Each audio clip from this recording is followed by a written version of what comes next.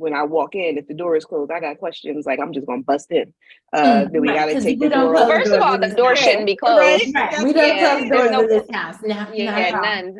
Yeah, so but that's what I'm saying, because as teenagers, we've all seen that, where you sneak and you do stuff. And I mean, as a growing up, we've all done things that we weren't supposed to do.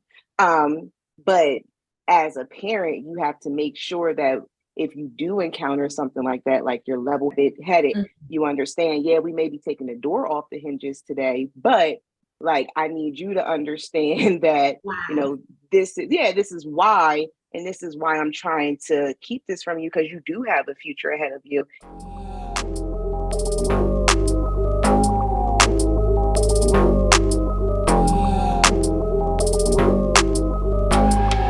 Hello, everyone. My name is Vernae, the mortgage expert, NMLS number 2296382. And I am Camani, aka Camani the Realtor, DRE number 02191564. I am Ashley, your money mindset coach. I am the magical sister, and I help you get your finances right.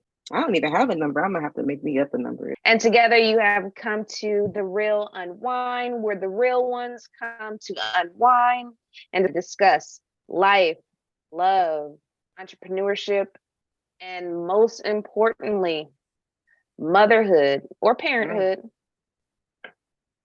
I can say one thing: I'm struggling with this parenthood or motherhood thing today, y'all. Let me tell you that. So if we touch on that subject, you're gonna have a mouthful from me. You and me both. Girl, let me tell you without it. And I'm always here to try and bring us successful solutions. We both just were saying like parenthood and some of the things that are happening. Parenthood is challenging. We have a 16-year-old, and when you have a teen, you have to you're balancing things with them. You're trying to incorporate new things and lessons for them. And sometimes with teenagers, they are resistant because they think they know everything. And you have to kind of learn how to guide them and mold them.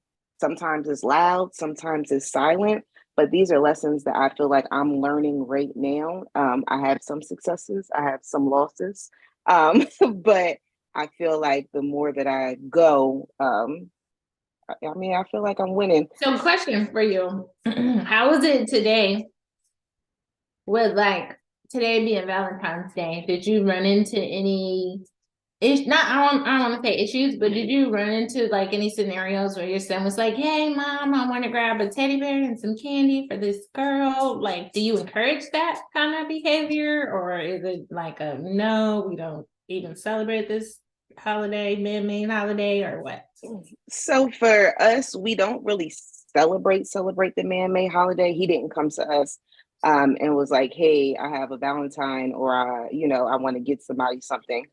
We do leave those lines of communication open so that if he did have someone who was special, he would know that he could come to us to discuss whatever it may be. But that is definitely a topic about teens and the exploration of them blooming, hormones and different things, dating, life. Like that is definitely conversations that as a mom, as a parent, that we definitely have had and we have to continuously have.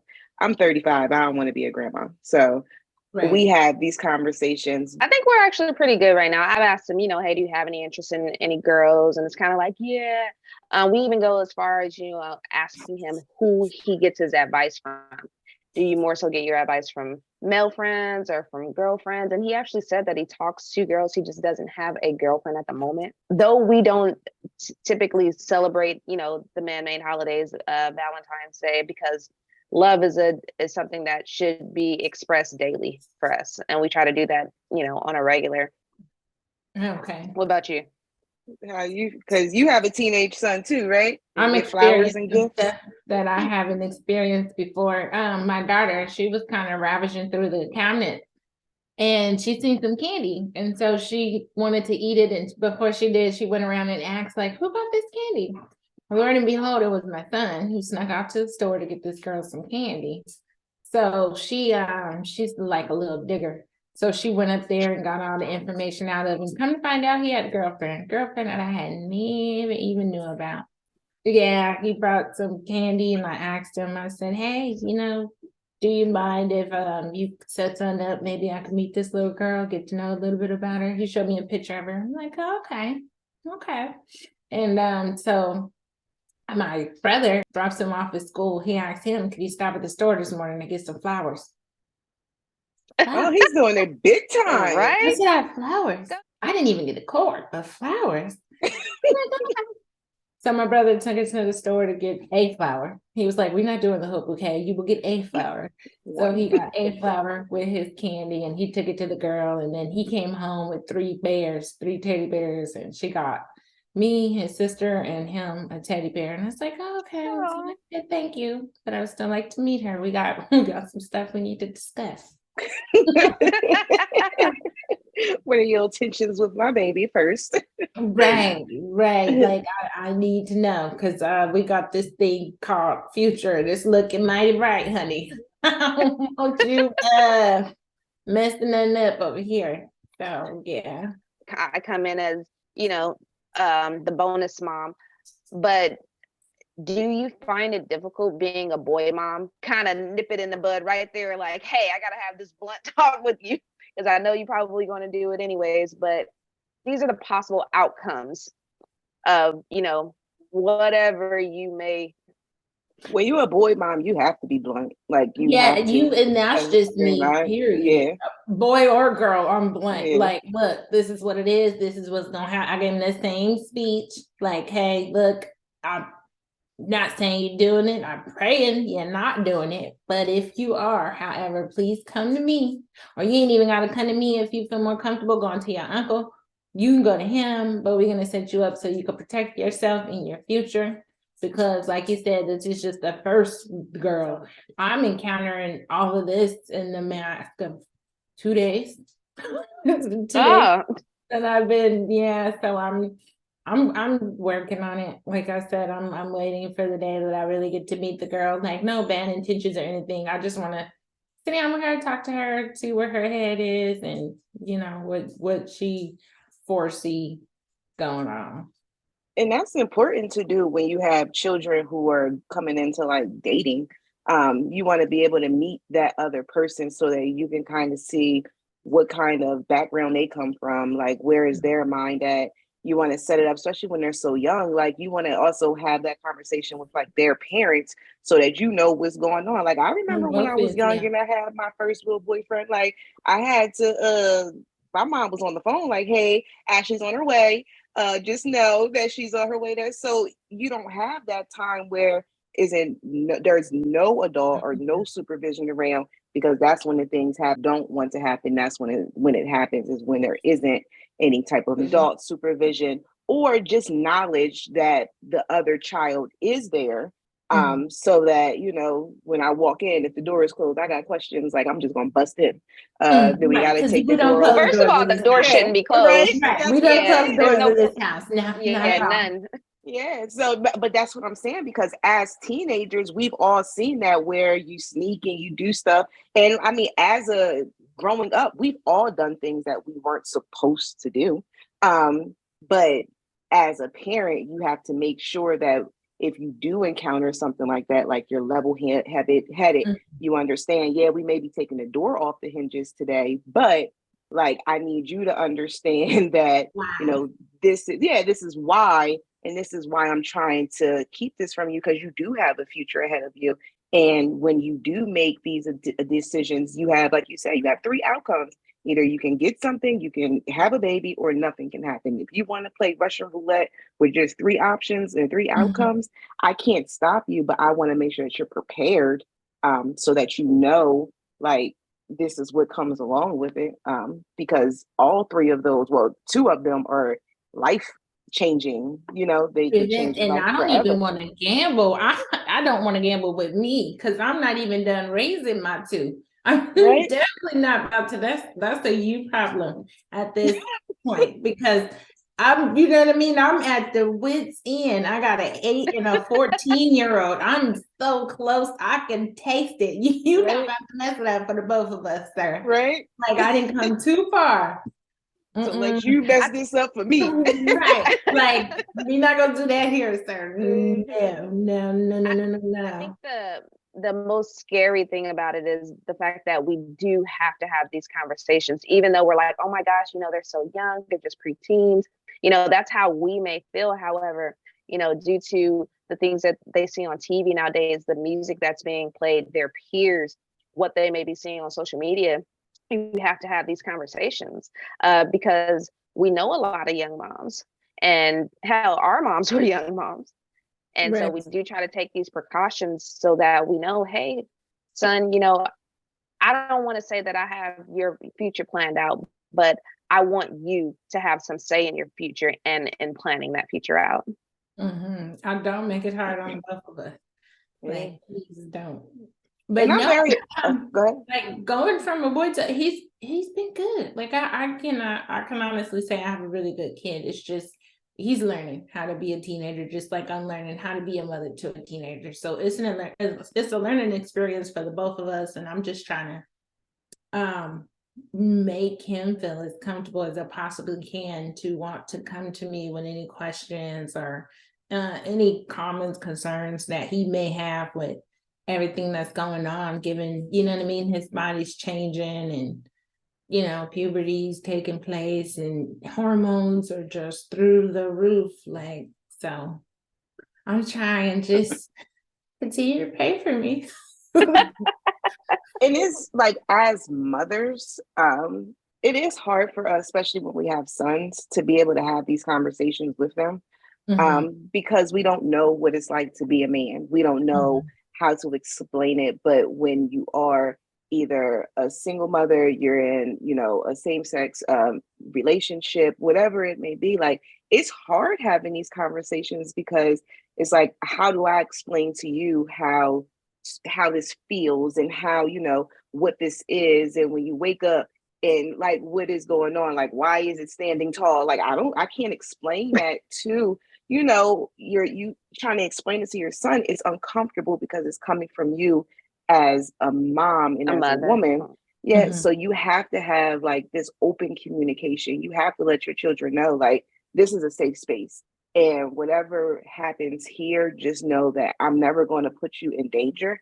I'm never going to give you any type of advice that's going to hurt you. Because I feel like if you as a parent don't discuss the hard topics, sex, drugs, all of that with your children, somebody else is going to do it. Love, kissing, hugging, holding hands, like these are all the type of intimate things that you do in a relationship. So you have to have your children understand, like, what are you comfortable with doing, first of all, and then like what is respectable with dating as a teen.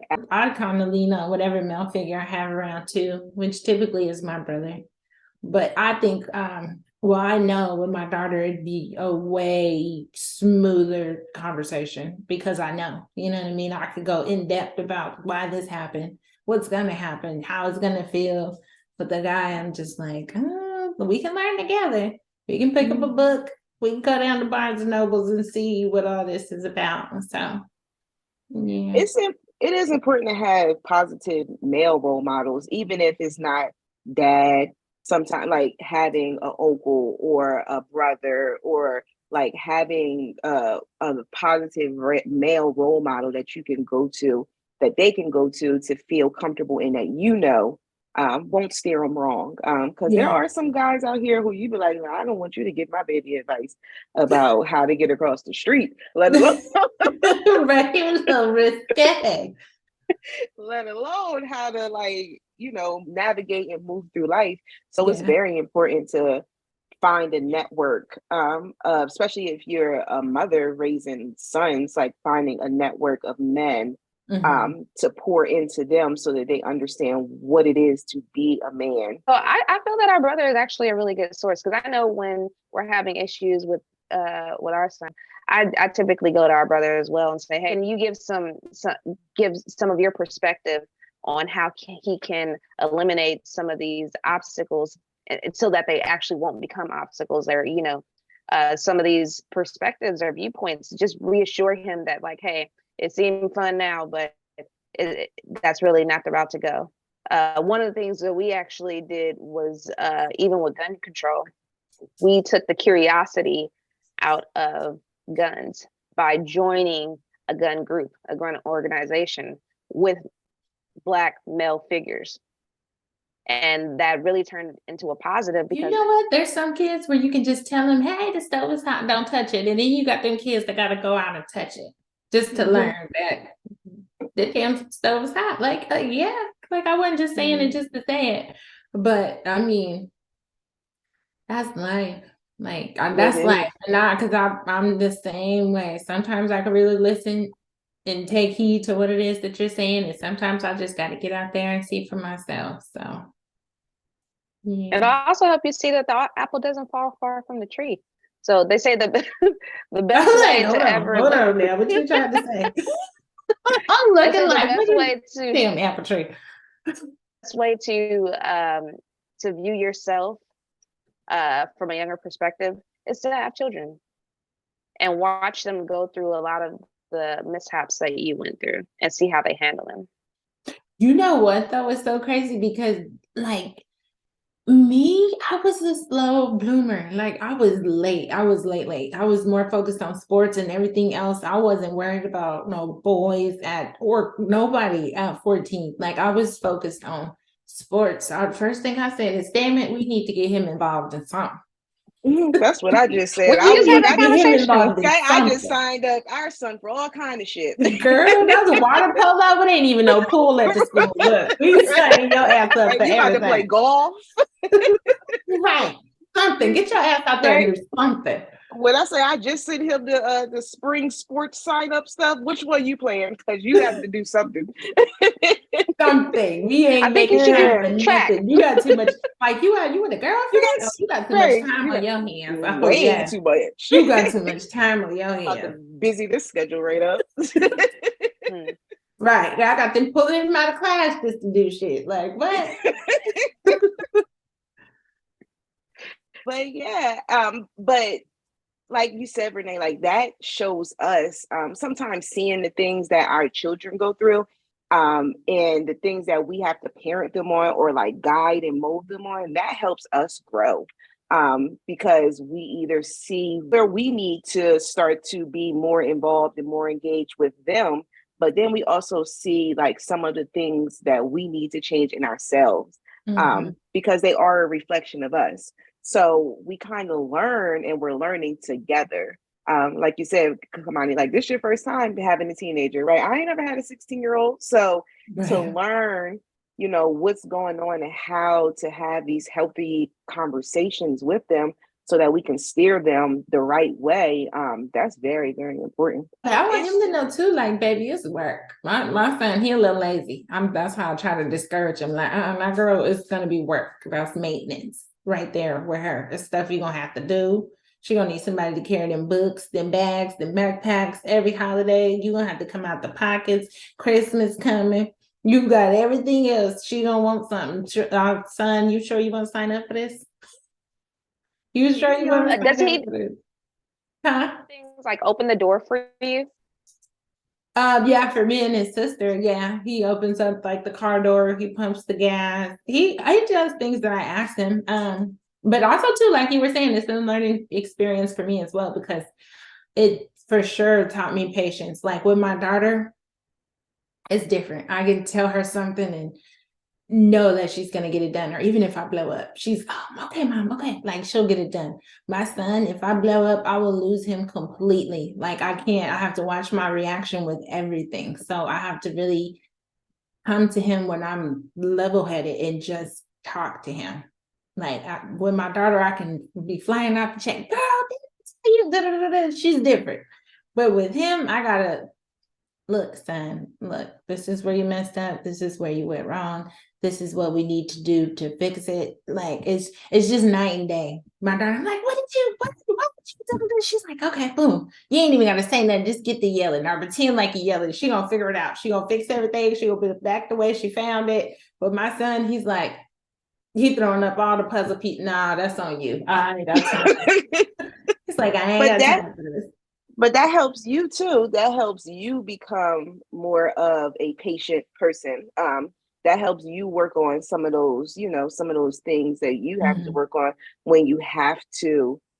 Well, when you see that your children learn different ways in two different ways. So it's teaching you also patience, especially when you got a nonchalant child. Like we have a nonchalant child. Like he don't give a damn about shit. Right? That's what I got. I'm like, give me the phone. He's like, here. Okay. Right? Like, give me the TV. He'll unhook it and everything. Right? Take it off the wall. Here you go. I'm like, girl, keep going. Like, give me that. The whole room empty now. He done took everything out. And then I'm like, he got a sheet. My daughter, I take one thing and she's balling. World War III. Give me the phone. Oh my God. She's going crazy. My son is just like, you want anything else? Yeah, it helps us though. It really does. It helps us especially as women. I feel like sometimes we're talkers and we can just go and go and go. And then when you have that boy and he's just like, okay, yes, no. And you like, God damn it, you give me one more. Yeah, you give me one more one-worder. I'm gonna have to like, no. Right. So it makes you have to find different ways to communicate than what you're used to communicating. Because we're so used to talking to women, like, and having these conversations with women, that sometimes it's good to have that male. I feel like the universe gives you what you need sometimes. And I think that that's what your children too, like they give you these boys and these like ones who are totally opposite of you for you to be able to learn something so that you can either it be a flaw that you have of not listening or whatever it may be. That child helps you with becoming a better person by motherhood or through parenthood. Yeah. God gave me the boy first. He knew what he was doing. He only got one, so God knew what he was doing there too. Yeah. He was like, they didn't learn their lesson. They didn't I'm gonna test this out. Right? God was like, hold on, she still ain't getting it. Let's give her one more. I'm trying to see it. This one gonna be the extreme opposite. Oh yes, mine are night. I'm telling you, night and day, boy. Yeah, but that also comes from family dynamics. Also, I'll say, all three of us are Aries. Oh yeah, yeah. So Camani, for you and I to be sisters, I feel like we're completely opposites.